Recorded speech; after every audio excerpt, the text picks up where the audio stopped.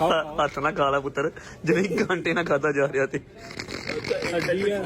अच्छा सेम देख, विंग्स की शक्ल और इसकी शक्ल सेम लग रही है ऐसे। मैं चिप्स खा रहा हूं। अब कितना बिल आ गया है, शायद कितना माल खा गया पुत्र। और तेरा पला ये 15,000 रुपया। 15 मेरा कार्ड लेके आया गाड़ी में से, जाके भाग जा कार्ड लेके आया, यहाँ पे बर्तन धोएगा। मेरी बात सुनो, कार्ड को लेके ना डोगर का पर्स मेरे हाथ में लग गया। डोगर का पर्स हाथ में लग गया, वो मारेगा तुझे। 15,000 रुपए का बिल है, छितर मारेगा।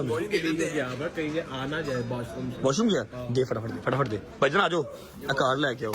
पढ़ो हेलो थैंक यू मेरी जान, ये दे दे। डोगर यार अपना पर्स यही भूल गया था ब्रो, ख्याल किया अगर चीजों का मेरी जान। मेरे पर्स गायब हो जाते हैं यार।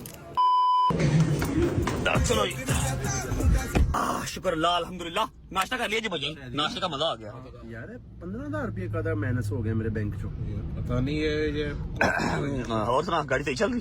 पैसे आपके अकाउंट से अभी ओए यार ते रेस्टोरेंट च कट्टे ने। कौन सा रेस्टोरेंट है जिथे ਆਪਾਂ ਹੁਣ ਖਾਣਾ। तू गया होगा कहीं, डेट डूट पे गया होगा। बट यार तू बड़ा बगैरत इंसान है यार, मैनू इत्थे नहर ते ला, पहले मैं अपना कार्ड ते नहर ते सट्टा, इनदा मैनू कोई फायदा नहीं है यार। सुबह जंगीर ने कट लेने, हुन तू कट लेने यार। मैं कार्ड कादे भी लोकां वास्ते बनाया, उन्हें 28,000 रुपया लेने से 63,000 ले लिया। तो पता नहीं कित्थों आंदा मान भाई, वो जो अगस्त के महीने में मैंने आपसे कुछ लेना था ना, वो अब आपने दिया है। मैं क्या वाह वाह वाह। तो यार मेरी बात सुन, हमारे पास पैसे नहीं थे, तू वॉशरूम गया था, हमने तेरा कार्ड स्वाइप कर लिया। भाई पूछ के लईदा ना, एवें चोरी। अच्छा पूछ के लईदा, चेक कर ले।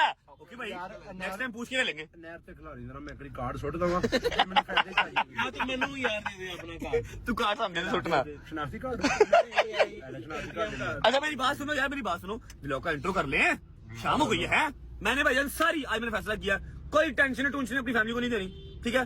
चुप करके एंटरटेन करना है। टेंशन जो सोशल मीडिया पर नजर आ जाएगी उनको, आ जाएगी, हमने नहीं देनी। भाई मैं कल अपना गेटअप गेटअप चेंज करना है।